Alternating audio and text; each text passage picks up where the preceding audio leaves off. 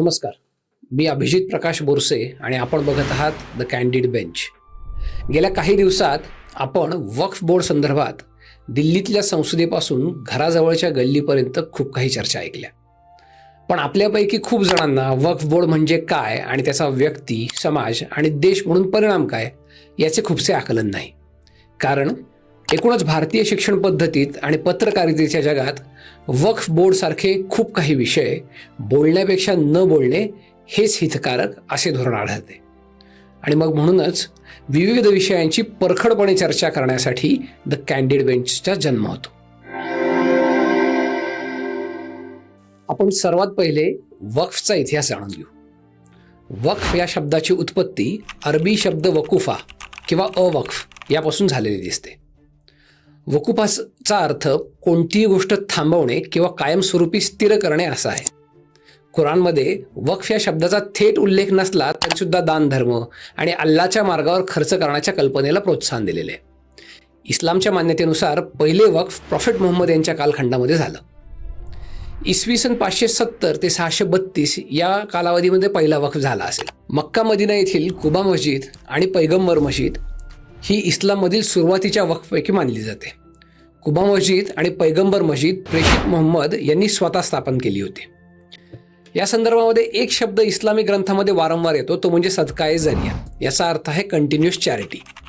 तर ज्याप्रमाणे प्रेषित मोहम्मद यांनी मशीद बांधून कंटिन्युअस चॅरिटी केली आणि त्यांच्या मृत्यूनंतर सुद्धा त्यांनी ती जागा अल्लाची असेल आणि तिचा उपयोग धार्मिक मानवतेच्या कामासाठी होईल अशी व्यवस्था केली, ही संकल्पना अरब जगतामध्ये एकूणच मोठ्या प्रमाणात लोकप्रिय झाली. आणि त्यानंतर मिडल ईस्टर्न भागामध्ये खूपशा धनाढ्य लोकांनी सदकाए जरिया केले. सदकाए जरिया केलेल्या भरपूर मालमत्ता असून सुद्धा त्याच्या व्यवस्थापनाची कोणती व्यवस्था अरब जगतात अस्तित्वात नव्हती.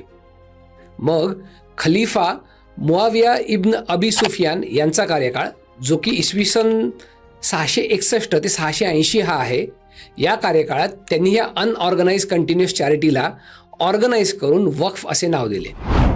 आणि अबू सुफियान यांनी वक्फचे नियम बनवले. वक्फचे नियमन करणारे मुतवल्ली मॅनेजमेंट सिस्टीम सुद्धा त्याच काळात बनवली गेली. वक्फच्या मुख्य नियमावलीनुसार वक्फ ही संकल्पना इस्लामिक कायद्याशी संबंधित आहे, ज्यामध्ये एखादी व्यक्ती धार्मिक, परोपकारी किंवा सामाजिक कार्यासाठी आपली जंगम किंवा स्थावर मालमत्ता कायमस्वरूपी समर्पित करते. एकदा मालमत्ता वक्फ म्हणून घोषित केली की त्याची मालकी देवाकडे जाते आणि ती विकता येत नाही किंवा वारसा हक्काने देता येत नाही, दानही करता येत नाही.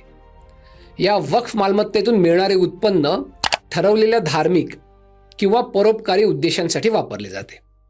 तसेच वक्फसाठी कोणती मालमत्ता वैध मानण्यात यावी याचेही काही नियम आहेत.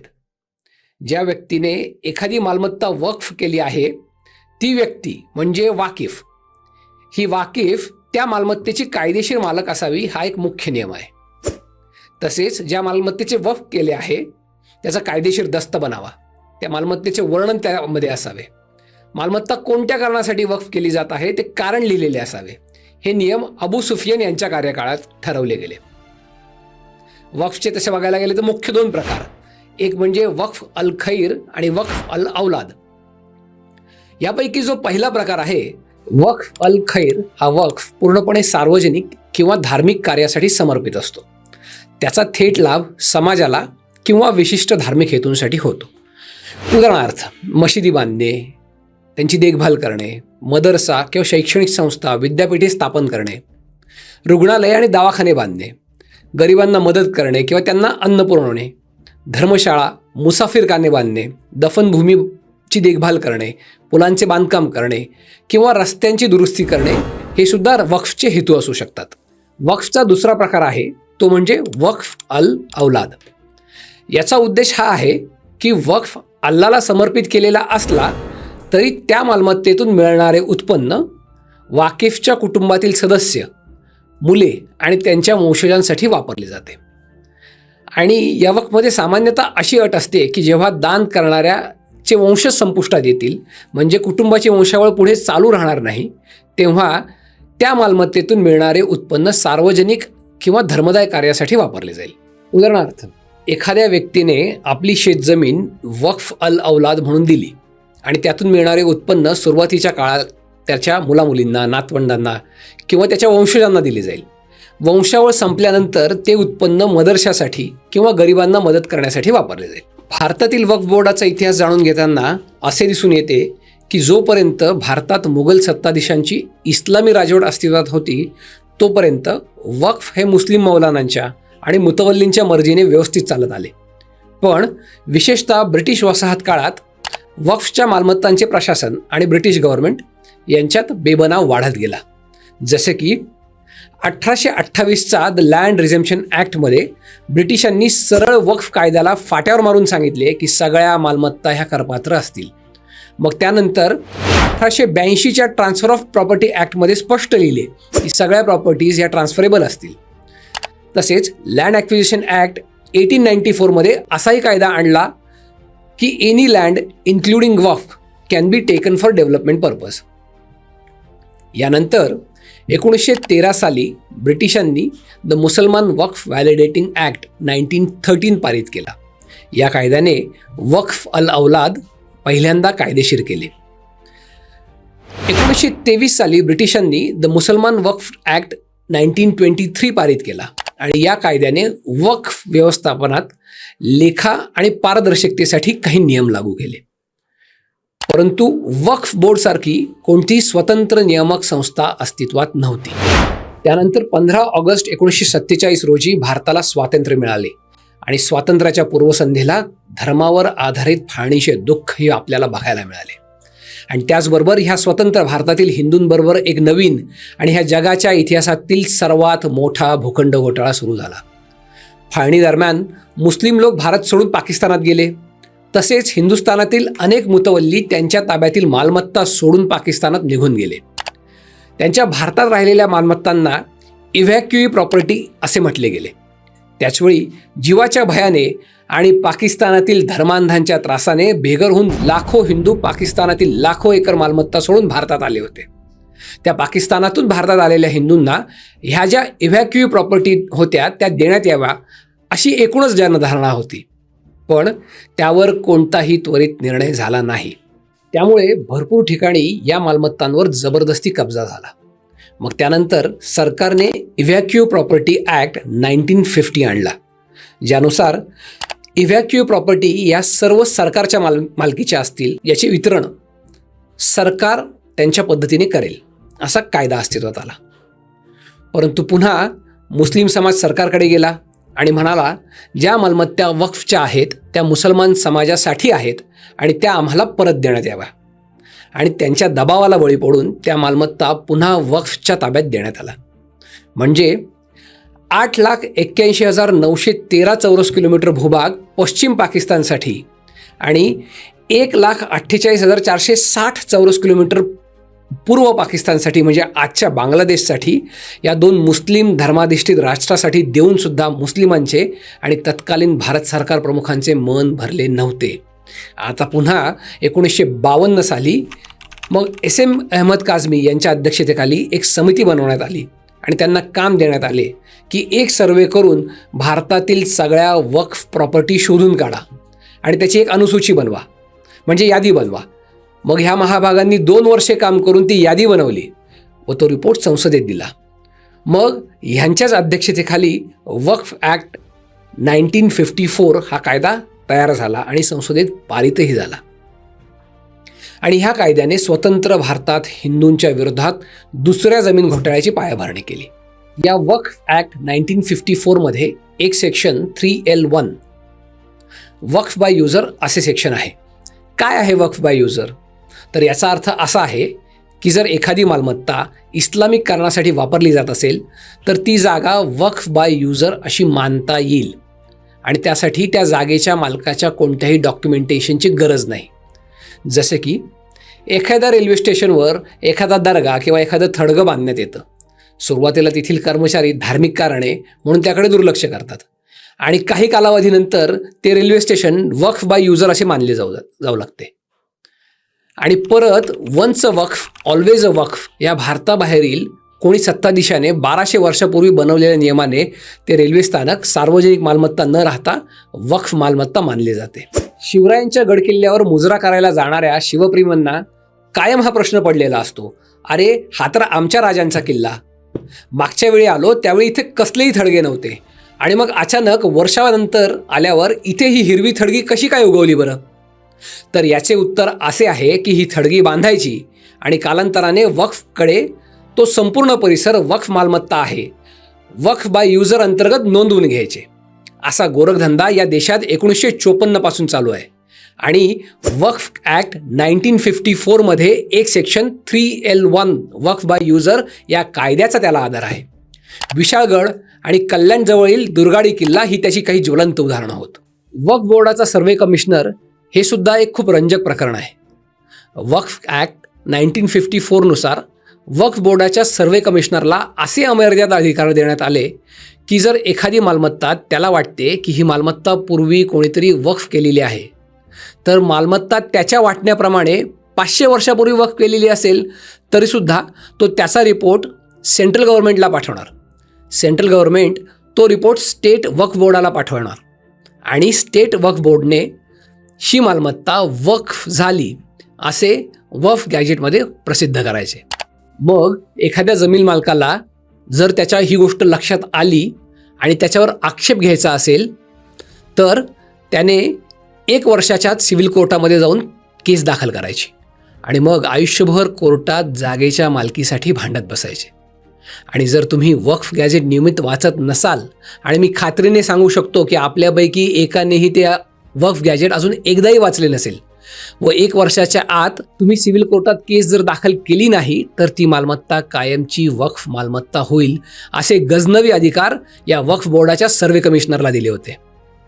आता भारतीय कायद्यामध्ये एक लिमिटेशन ॲक्ट 1908 असा कायदा होता, ज्यानुसार एखाद्या मालमत्तेवर जर 12 वर्षापेक्षा अधिक काळ एखाद्याचा ताबा असेल तर तो व्यक्ती मालक होतो.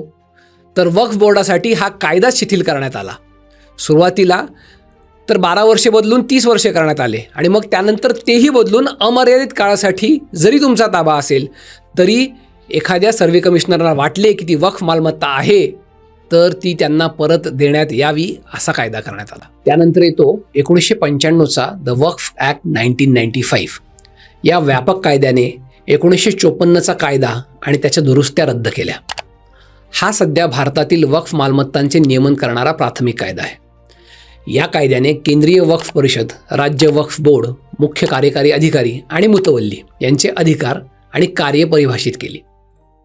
तसेच वक्फ मालमत्तेसंबंधी वाद सोडवण्यासाठी वक्फ न्यायाधिकरण म्हणजे वक्फ ट्रिब्युनल तयार केले.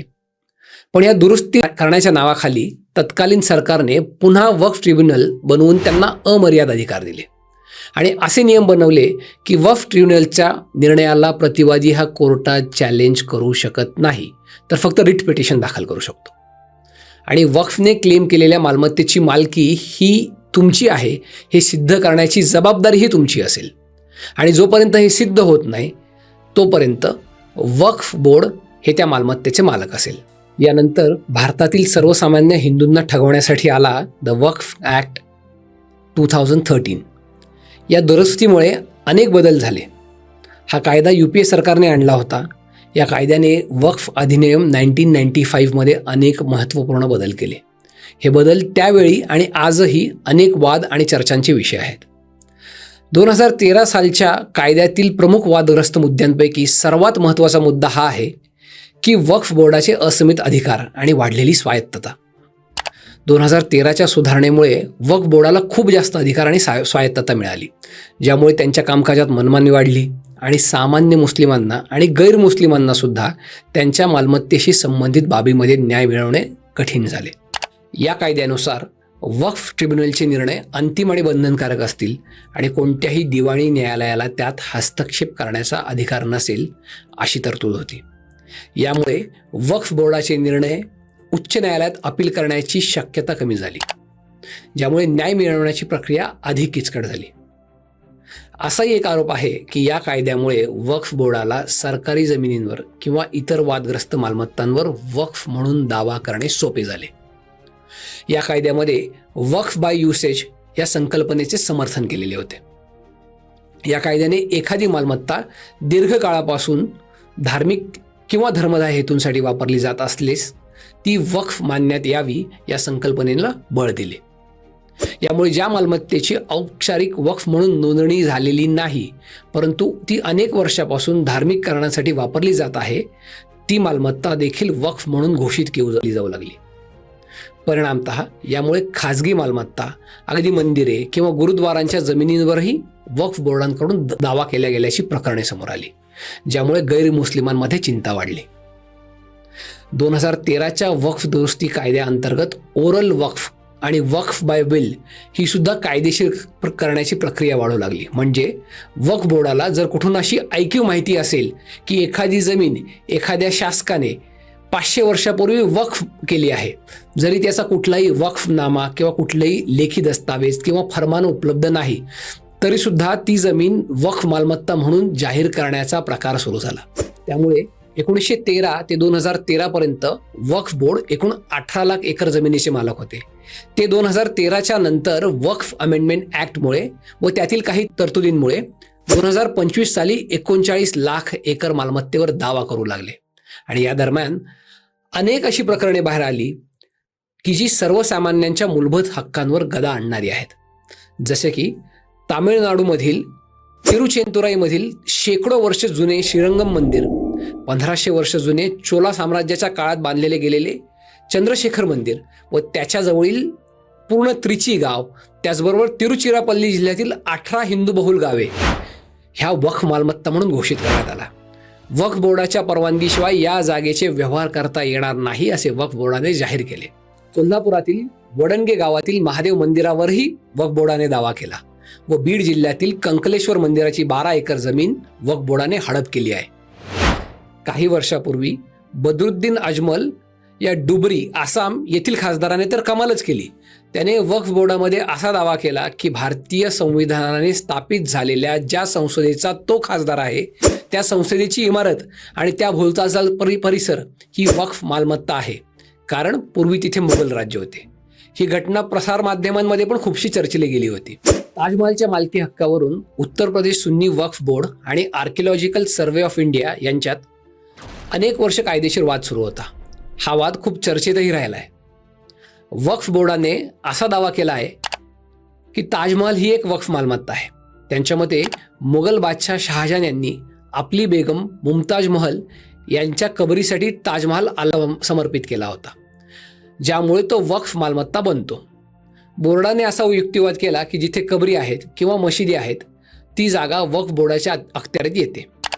याचा आधार म्हणजे वक्फ by user act 1954 provision 3L1. ASI हे भारत सरकारच्या सांस्कृतिक मंत्रालयाच्या अखत्यारीत येते आणि ते ताजमहालचे व्यवस्थापन, संरक्षण आणि देखभालही करते. ASIचा युक्तिवाद हा होता की ताजमहाल हे एक राष्ट्रीय स्मारक आहे आणि ते भारत सरकारच्या मालकीचे आहे. मुघल साम्राज्याच्या अस्तानंतर ताजमहालसह सर्व ऐतिहासिक वास्तू इंग्रजांकडे हस्तांतरित झाल्या आणि स्वातंत्र्यानंतर त्या भारत सरकारकडे आल्या. त्यामुळे त्यांच्या मालकी हक्कावर कोणताही प्रश्न नाही. इरफान बेदार नावाच्या व्यापाऱ्याने उत्तर प्रदेश सुन्नी वक्फ बोर्डाकडे अर्ज केला की ताजमहालला वक्फ मालमत्ता घोषित करावी. या अर्जावर कार्यवाही करत 2005 मध्ये उत्तर प्रदेश सुन्नी वक्फ बोर्डाने ताजमहाल आपली मालमत्ता असल्याचं घोषित केलं आणि तशी नोंद करण्याचे आदेश दिले. वक्फ बोर्डाच्या या घोषणेला ASIने सर्वोच्च न्यायालयात आव्हान दिले. या वादामध्ये सर्वोच्च न्यायालयाने अनेकदा वक्फ बोर्डाला फटकारले आहे. 2018 मध्ये सुनावणी दरम्यान सर्वोच्च न्यायालयाने स्पष्टपणे विचारले होते, ताजमहल वक्फ बोर्डाची संपत्ती आहे, यावर देशात कोण विश्वास ठेवेल बरे? अशा प्रकारची प्रकरणे न्यायालयात आणून न्यायालयाचा वेळ वाया घालवू नका. न्यायालयाने वक्फ बोर्डाला शहाजहानने ताजमहालला वक्फ घोषित केल्याची सही केलेले दस्तावेज, ज्याला वक्फनामा असे म्हटले गेले, सादर करण्यास सांगितले होते. वक्फ बोर्ड हे दस्तावेज सादर करू शकले नाही. न्यायालयाने असेही नमूद केले की शहाजहान कैदेत असताना त्याने अशा वक्फनामेवर साईन कशी केली असेल, कारण तो कैदेतूनच ताजमहाल पाहत होता. न्यायालयाने म्हटले की मोगल साम्राज्याच्या समाप्तीनंतर ताजमहालसह सर्व ऐतिहासिक वास्तू इंग्रजांकडे हस्तांतरित झाल्या होत्या आणि स्वातंत्र्यानंतर त्या भारत सरकारकडे आल्या आहेत, ज्याची देखभाल ASI करत आहे. सर्वोच्च न्यायालयाच्या या कठोर भूमिकेनंतर आणि योग्य कागदपत्रे सादर न करू शकल्यामुळे 2018 वक्फ बोर्डाने ताजमहालवरील आपला दावा सोडला. उत्तर प्रदेश सारख्या भारतातील सर्वात मोठ्या राज्यामध्ये झालेल्या वक्फच्या हिंदूंच्या विरोधातील जमीन घोटाळ्याची घटना तर या सर्वांचा कळसच म्हणावा लागेल. 1989 उत्तर प्रदेशमध्ये काँग्रेसचे सरकार होते आणि नारायण दत्त तिवारी हे मुख्यमंत्री होते. याच काळात महसूल विभागाने एक सरकारी आदेश काढला ज्या अंतर्गत नापीक किंवा पडीक सरकारी जमिनी याची मालमत्ता वक्फ म्हणून महसूल नोंदीमध्ये नोंद करण्यास परवानगी दिली गेली. या 1989च्या आदेशाचा गैरवापर करून अनेक सार्वजनिक जमिनी बेकायदेशीरपणे वक्फ मालमत्ता म्हणून नोंदवण्यात आल्या. यामुळे मोठ्या प्रमाणावर जमिनीचा गैरव्यवहार आणि अतिक्रमण झाल्याचा आरोप आहे. लाखो हेक्टर जागा काँग्रेसच्या मुख्यमंत्र्यांनी वक्फला रजिस्टर करून दिली आणि मग सप्टेंबर 2022 उत्तर प्रदेशातील योगी आदित्यनाथ सरकारने हा 1989चा सरकारी आदेश रद्द केला. सरकारने सर्व विभागीय आयुक्त आणि जिल्हाधिकाऱ्यांना 1989च्या आदेशाअंतर्गत नोंदवलेल्या सर्व वक्फ मालमत्तांची तपासणी करण्याचे आणि महसूल नोंदी दुरुस्त करण्याचे आदेश दिले. योगी सरकारने असे स्पष्ट केले की हा आदेश रद्द करण्याचा आणि सर्वेक्षण करण्याचा उद्देश वक्फ मालमत्तेमध्ये झालेला गैरव्यवहार आणि भ्रष्टाचार थांबवणे हा आहे. तसेच सरकारी किंवा सार्वजनिक जमिनीवर झालेले अतिक्रमण दूर करणे हाही आहे. कारण वक्फ कायद्यानुसार धार्मिक आणि कल्याणकारी कार्यांसाठी दान केलेल्या मालमत्ताच वक्फ मालमत्ता मानल्या जातात. यावर सध्या उत्तर प्रदेश सरकारकडून कारवाई केली जात आहे. जुन्या दिल्लीतील 77% जागा ही वक्फ बोर्डाने क्लेम केली आहे. का तर तिथं पूर्वी मुघल प्रशासक राज्य करत होते. 2014च्या निवडणुकांसाठी तत्कालीन UPA प्रणित सरकारने दिल्ली बोर्डाला 123 मालमत्ता एक सरकारी आदेश काढून ताब्यात दिल्या. कारण काय तर वक्फ बोर्डाचा त्या सरकारी जमिनींवर फक्त दावा होता. संपूर्ण भारतात ठिकठिकाणी मुघल किंवा मुसलमान शासक होते. या एकाच गृहीतकावर जमिनीची मालकी सांगणाऱ्या वक्फ बोर्डाला माननीय न्यायालय कधीतरी हे सांगणार का की 1707 औरंगजेबाच्या मृत्यूनंतर मुघलांचे महाराष्ट्रावरील राज्य हे पूर्णपणे संपुष्टात आले होते. त्यांचे कवडी मोलपण नियंत्रण महाराष्ट्राच्या भूमीवर नव्हते आणि त्यानंतर लाहोरच्या पुढे अटकपासून तर तहत तंजावरपर्यंत संपूर्ण भारतभूमी मराठ्यांच्या अधिपत्याखाली होती. या संपूर्ण प्रदेशाची सरदेशमुखी म्हणजे कर गोळा करण्याचे अधिकार हे मराठा साम्राज्याकडे होते. हे कधीपर्यंत होते तर इसवी सन 1818 पर्यंत. मग 1818 तिसरे इंग्रज मराठा युद्ध झाले. या युद्धात मराठा साम्राज्याचा पराभव होऊन भारतात ब्रिटिशांचे वर्चस्व प्रस्थापित झाले. ते 1947 पर्यंत. मग 1707 पासून 1947 पर्यंत कोणत्या रेव्हेन्यू रेकॉर्डमध्ये असे लिहिले गेले की भारताच्या ह्या जमिनीवर कोणत्या तरी मुघल बादशहाचा कंट्रोल होता किंवा कोणत्या ब्रिटिशांच्या रेकॉर्डमध्ये असे म्हटले गेले आहे की आम्ही सत्तेचे नियंत्रण घेताना 1707च्या अगोदर मुघल बादशहाने वक्फला दिलेल्या जमिनी त्याचे फरमान मान्य करतो.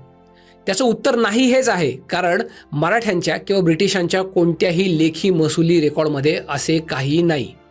मग अचानक 240 वर्षानंतर विशेषतः 2013च्या UPA सरकार प्रणित वक्फ अमेंडमेंट ॲक्ट 2013 नंतर अनेक प्रकारचे वक्फचे वेगवेगळे दावे भारतातील अनेक जनसामान्यांच्या जमिनीवर यायला लागले आणि प्रत्येक ठिकाणी हे सांगण्यात आले की इस्लामी राजवटीत ही जमीन वक्फ घोषित केली होती आणि once a Waqf always a वक्फ.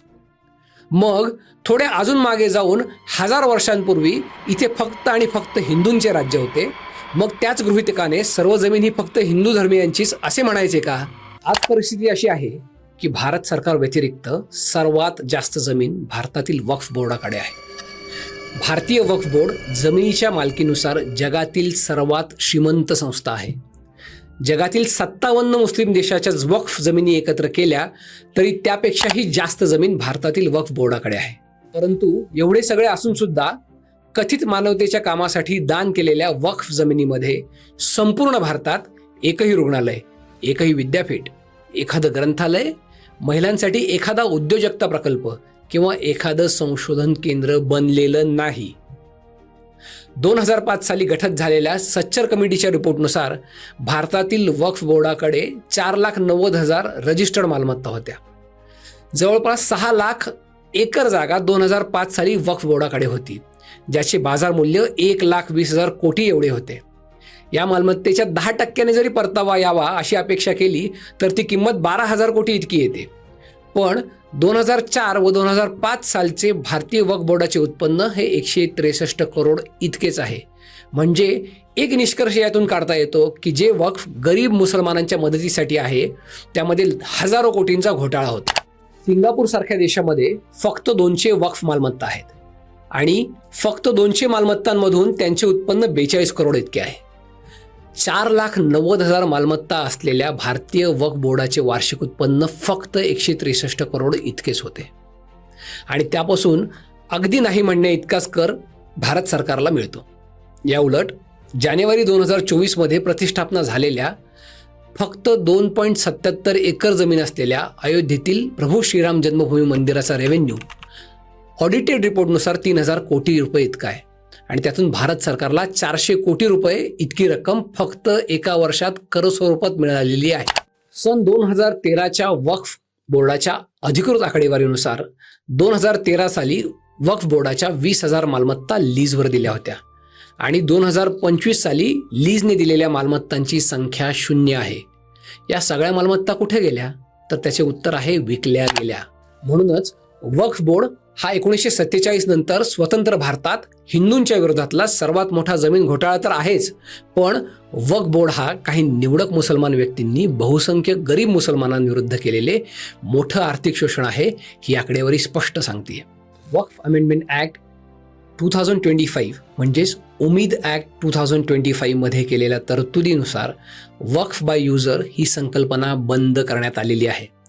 याने अनेक हिंदू व मुस्लिम समुदायाच्या लोकांना दिलासा मिळेल. वक्फ सर्वे कमिशनर जाऊन आता जिल्हाधिकारी वक्फ मालमत्तांचा सर्वे करेल आणि वक्फ मालमत्तेसंदर्भात काही वाद असल्यास ती मालमत्ता वक्फ ठरेपर्यंत तिचा मालकी हक्क मूळ मालकाकडे असेल. वक्फ बोर्डमध्ये 2 मुस्लिम महिलांचा समावेश असावा अशी ही तरतूद आहे. लिमिटेशन ॲक्ट आता वक्फ मालमत्तेला सुद्धा लागू होईल. म्हणजे 500 वर्षापूर्वीची मालकी सांगून कोणी तुम्हाला तुमच्या मालमत्तेमधून हटवणार नाही आणि ओरल वक्फ मान्य केले जाणार नाही. त्यासाठी रजिस्टर दस्त असणे गरजेचे आहे. वक्फ बोर्डाचे CAG ऑडिट केले जावे अशाही काही मुख्य तरतुदी ह्या उमीद ॲक्टमध्ये आहेत. या सर्व तरतुदी बघितल्या तर त्या मुस्लिमांसाठी असलेल्या वक्फचा फायदा गरीब मुसलमानांना व्हावा अशाच आहेत. पण मी काही वेगळा मुद्दा इथे मांडू इच्छितो. भारतासारख्या प्रचंड लोकसंख्या असलेल्या देशात प्रति चौरस किलोमीटरला 492 लोक राहतात. भारतापेक्षा जास्त लोकसंख्या असलेल्या चीनमध्ये प्रति चौरस किलोमीटरला 151 लोक राहतात. तर जगातील सर्वात प्रगत अर्थव्यवस्थांपैकी एक असणाऱ्या युनायटेड स्टेट्समध्ये 38 लोक एका चौरस किलोमीटरमध्ये राहतात. भारताला जर विकसित राष्ट्र होण्याकडे वाटचाल करायची असेल तर जमिनीसारख्या नैसर्गिक संसाधनांचे योग्य वाटप आणि त्यांच्यावरील ताण कमी केला गेला पाहिजे. पण 39 लाख एकर मालमत्ता क्लेम करणारे वक्फ बोर्ड जर फक्त 163 कोटी इतकाच रेव्हेन्यू दाखवत असेल तर भारताच्या नैसर्गिक संसाधनांचा हा अपव्यय नाही का याचा इथल्या शासनकर्त्यांनी विचार केला पाहिजे. भारतातील तथाकथित धर्मनिरपेक्ष राज्यकर्त्यांनी 1947ला झालेल्या धर्माधिष्ठित फाळणीमध्ये मुस्लिम धर्मियांना 8,81,913 चौरस किलोमीटर एवढा भूभाग पश्चिम पाकिस्तान व 1,48,460 चौरस किलोमीटर भूभाग पूर्व पाकिस्तान यांना एक मुस्लिम राष्ट्र म्हणून दिला आणि तेवढे करूनही त्यांचे मन भरले नाही तर वक्फ कायद्याच्या आधारे त्यांनी 39 लाख एकर जमीन 2025 पर्यंत मुस्लिम धर्मियांच्या ताब्यात जाईल अशी कायद्याद्वारे व्यवस्था करून ठेवली आहे. एक राष्ट्र म्हणून 1947च्या फाळणीचा अनुभव गाठीशी असताना हे किती धोकादायक आहे याचा अंदाज या देशातील हिंदूंना आहे का? ज्यावेळी भारतातील सोकोल्ड धर्मनिरपेक्ष राज्यकर्ते 1947 पासून वक्फ मालमत्ता कशा वाढतील याचे कायदे करण्यात मग्न होते, त्याचवेळी जगातील विकासाच्या वाटेवर निघालेल्या मुस्लिम देशांनी वक्फ बाबतीत काय विचार केला तर तुर्कस्तानातील सुधारणावादी राज्यकर्ते मुस्तफा केमाल यांनी 1924 मध्ये तुर्कस्तानमध्ये वक्फ मंत्रालय बंद केले आणि सर्व जमिनी या सरकारच्या मालकीच्या केल्या. त्याचप्रमाणे इजिप्त, अल्जेरिया, मोरोक्को, रशिया आणि ट्युनिशिया या देशांनी सुद्धा वक्फ पद्धत बंद केली आणि वक्फ मालमत्ता या सर्वसामान्य नागरिकांसाठी म्हणून वापरण्यात येऊ लागल्या. 97% मुसलमान असणाऱ्या आणि खलिफा हे सर्वोच्च धार्मिक पद मिळवणाऱ्या देशात जर हा बदल होऊ शकतो, तर भारतासारख्या धर्मनिरपेक्ष देशात हा विचार आपण करणार आहोत का?